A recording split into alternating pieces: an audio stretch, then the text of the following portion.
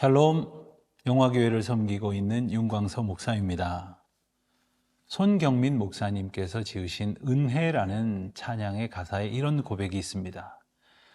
내가 누려왔던 모든 것들이, 내가 지나왔던 모든 시간이, 내가 걸어왔던 모든 순간이 당연한 것 아니라 은혜였소. 우리의 삶을 돌이켜보면 당시 그 순간에는 이해할 수 없었고 답답했던 많은 일들이 돌아보니 하나님의 은혜였구나 하는 깨달음으로 바뀌는 순간들이 있습니다. 때로는 사방으로 우겨쌈을 당하고 고초를 겪는 순간, 그때는 알 수 없었지만 그 순간에도 함께 하셨던 하나님의 은혜를 얼마 지나지 않아 깨닫게 된다는 약속을 기억하시기를 바랍니다.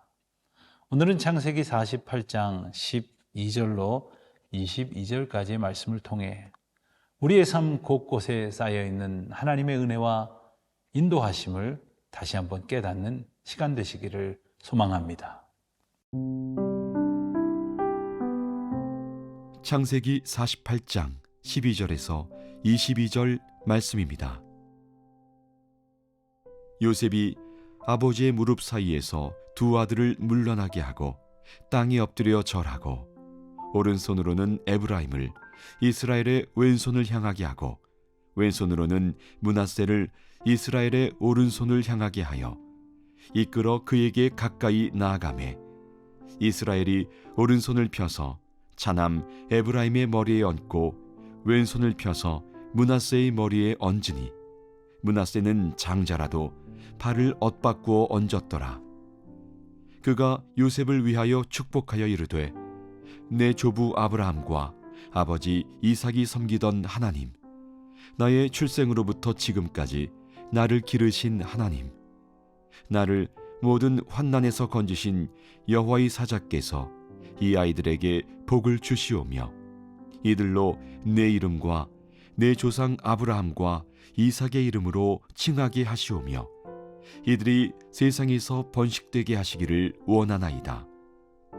요셉이 그 아버지가 오른손을 에브라임의 머리에 얹은 것을 보고 기뻐하지 아니하여 아버지의 손을 들어 에브라임의 머리에서 므낫세의 머리로 옮기고자 하여 그의 아버지에게 이르되 아버지여 그리 마옵소서 이는 장자이니 오른손을 그의 머리에 얹으소서 하였으나 그의 아버지가 허락하지 아니하며 이르되 나도 안다 내 아들아 나도 안다 그도 한 족속이 되며 그도 크게 되려니와 그의 아우가 그보다 큰 자가 되고 그의 자손이 여러 민족을 이루리라 하고 그날에 그들에게 축복하여 이르되 이스라엘이 너로 말미암아 축복하기를 하나님이 네게 에브라임 같고 므낫세 같게 하시리라 하며 에브라임을 므낫세보다 앞세웠더라.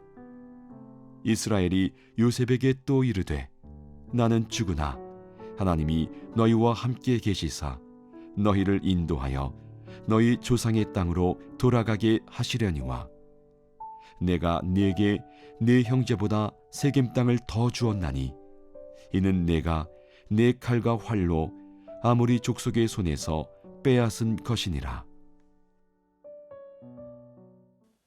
앞선 창세기 48장 1절에서 11절 말씀에 이어서 에브라임과 므낫세를 향한 야곱의 축복이 오늘 본문에서 계속 이어집니다. 요셉은 자신의 두 아들이 자신의 아버지 야곱에게 축복을 받을 수 있도록 그들을 조금 물러나게 하고 자신의 오른손으로 에브라임을 야곱의 왼편에 두고 또한 왼손으로는 므낫세를 야곱의 오른편으로 나아가게 합니다. 자, 이 장면이 너무나 당연한 것은 고대로부터 오른쪽은 왼쪽보다 더 중요하다고 여겼기 때문일 것입니다. 그렇기 때문에 요셉은 장자인 므낫세를 야곱의 오른편에 있을 수 있도록 한 것입니다. 그러나 야곱은 자신의 오른손을 펴서 오히려 작은 아들인 에브라임의 머리에 얹습니다. 그리고 남은 왼손을 므낫세의 머리 위에 얹습니다. 즉 야곱은 지금 자신의 팔을 교차하여 요셉의 두 아들을 축복하고 있는 것입니다. 이러한 상태로 야곱의 축복이 이어집니다. 그런데 오늘 말씀을 보면 분명히 야곱은 요셉의 두 아들에게 손을 얹고 있지만 본문 15절 말씀처럼 요셉을 위하여 축복하고 있습니다. 즉 오늘 야곱이 행하는 축복은 단순히 에브라임이라는 그리고 므낫세라는 개인에게 주어지는 것이 아니라 요셉의 후손들에게 앞으로 하나님의 백성이 될 모든 후손을 향한 축복이 되는 것입니다. 야곱의 축복에서 가장 두드러지게 보이는 것은 그의 회환과도 같은 고백입니다. 본문 15절 하반절 말씀입니다. 나의 출생으로부터 지금까지 나를 기르신 하나님. 내가 태어날 때부터 하나님은 나를 인도하셨다는, 나를 기르셨다는 야곱의 고백을 듣게 됩니다. 그런데 생각해 보면 야곱은 그의 출생 때문에 많이도 억울했을 겁니다. 장자의 축복을 받고 싶었지만 아마도 몇 분 사이로 쌍둥이 동생으로 태어났다는 자신의 한계가 화도 나고 이해도 되지 않았을 겁니다. 그 누구보다 거친 인생을 살아온 야곱은 아마 그의 인생 가운데에 이러한 순간이 참 많이도 있었을 겁니다. 그런데 야곱, 그의 말년에 그는 하나님께서는 내가 태어난 그 순간부터 오늘까지 나를 지속적으로 돌보아 주셨다라고 고백하고 있는 것이죠. 자신의 거친 인생에 대한 한탄도 아닌, 슬픔도 아닌, 아쉬움도 아닌 하나님의 은혜만 그의 인생 가운데 남아있다고 고백하고 있습니다. 오늘을 살아가고 계신 성도 여러분들께서는 그 삶 가운데에 무엇을 남겨두고 계십니까? 인생에 대한 아쉬움입니까? 슬픔입니까? 아니면 한숨입니까?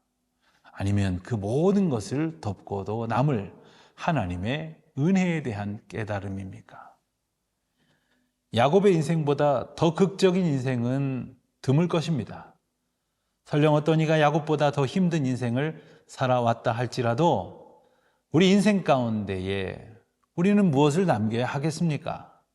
우리 자녀들에게 우리 인생에 대하여 무엇을 이야기할 수 있겠습니까? 하나님의 은혜가 아니겠습니까? 나를 모든 환난에서 건지신 그 하나님의 은혜를 고백할 수 있는 저와 여러분이 되시기를 바랍니다.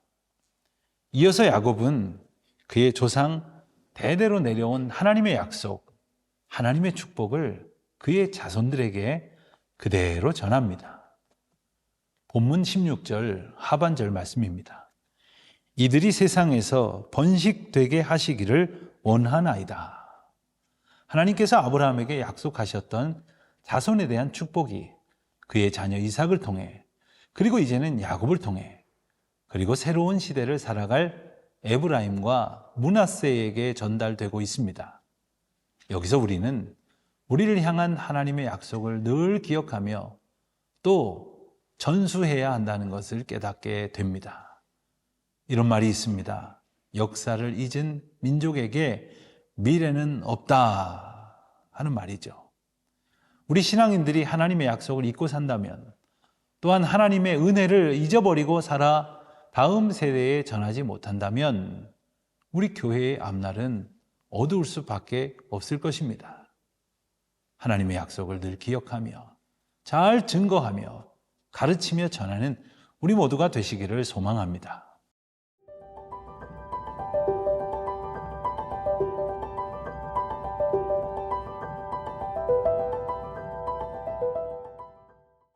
본문 17절 이하에 나오는 야곱의 축복의 장면은 분명히 이례적인 것임에 틀림없습니다.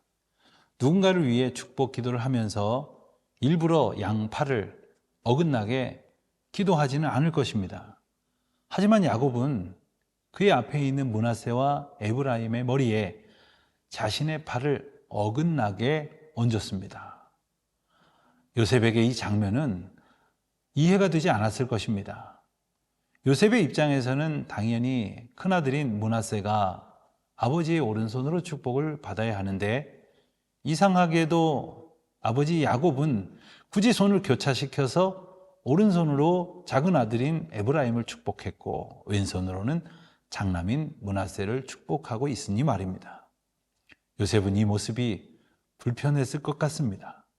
아버지께서 무슨 착각을 하셨을까? 이제 정말 병이 깊어지셔서 제대로 된 판단을 못하시나 보다 하고 걱정했을 것입니다. 이러한 요셉의 모습은 본문 17절 말씀에서 잘 드러납니다. 요셉이 그 아버지가 오른손을 에브라임의 머리에 얹은 것을 보고 기뻐하지 아니하여 아버지의 손을 들어 에브라임의 머리에서 므낫세의 머리로 옮기고자 하여. 여기서 기뻐하지 아니하였다 하는 표현은 실제로는 불쾌하게 여기다, 악하게 여기다 라는 뜻을 가진 에라라는 단어를 조금 순화해서 표현한 것이기도 합니다. 즉 요셉은 생각보다 이 상황이 너무나 이해되지 않고 불쾌했던 것입니다. 그래서 그는 아버지의 손을 옮기고자 장자인 므낫세에게 당신의 오른손을 얹어달라고 요청합니다. 하지만 야곱의 뜻은 확고했습니다. 야곱이 자신의 아들 요셉에게 이렇게 말하죠. 나도 안다, 내 아들아. 나도 안다.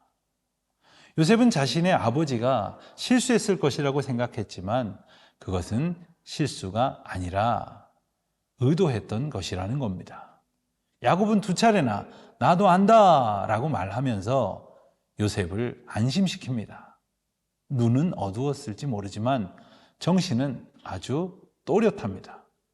즉 야곱은 에브라임을 더 크게 축복할 뜻을 이미 가지고 있었던 겁니다. 그리고 야곱은 이렇게 말합니다. 그도 한 족속이 되며 그도 크게 되려니와 그의 아우가 그보다 큰 자가 되고 그의 자손이 여러 민족을 이루리라. 야곱은 므낫세가 크게 되어 백성으로 성장하겠지만 에브라임이 므낫세보다 더 큰 자가 될 것이라고 말할 뿐 아니라 그의 후손들을 민족들이라는 복수 형태로 표현을 합니다. 애굽에 살고 있던 이들은 어느새 그들의 삶에 익숙해졌을지 모릅니다. 어쩌면 그저 노예로 사는 것에서 아무런 소망을 품지 못하는 것이 익숙해져 있는 이들도 있었을 것입니다. 하지만 하나님께서는 야곱에게 하나님이 뜻하시는 바를 분명히 일러 주셨습니다. 야곱의 후손들이 단지 족속을 이루는 것에서 그치지 않고 큰 민족을 이루게 하실 것이라는 그 귀한 하나님의 뜻과 계획이 선포되고 있는 것입니다. 야곱은 구체적으로 하나님께서 뜻하시는 바를 받아서 마음속에 품고 있었습니다. 그래서 야곱이 한 말은 문법적으로는 미완료 형태를 띠고 있습니다. 다시 말하면 아직 완성되지 않은, 결론이 지어진 것이 아닌 예언적 의미를 가진다는 것이지요. 연로하게 된 야곱의 병은 깊어졌으나 그의 영은 그 어느 때보다 하나님의 뜻과 계획을 더욱 확실히 구분하고 있었던 것입니다. 그리고 이어지는 마지막 축복은 하나님이 너희와 함께 계시사 너희를 인도하여 너희 조상의 땅으로 돌아가게 하신다라는 것이었습니다. 그들이 잠시 동안은 애굽에서 터를 잡고 살아가겠지만 그들은 하나님의 약속 안에서 결국 하나님이 약속하신 땅에서 살아가게 될 것이라는 말씀이십니다. 우리 인생들 또한 하나님의 약속 가운데에 살아가고 있는 것이지요. 이 약속을 붙들고 그 약속에 합당하게 신실하게 살아가는 저와 여러분 되시기를 주님의 이름으로 축원드립니다.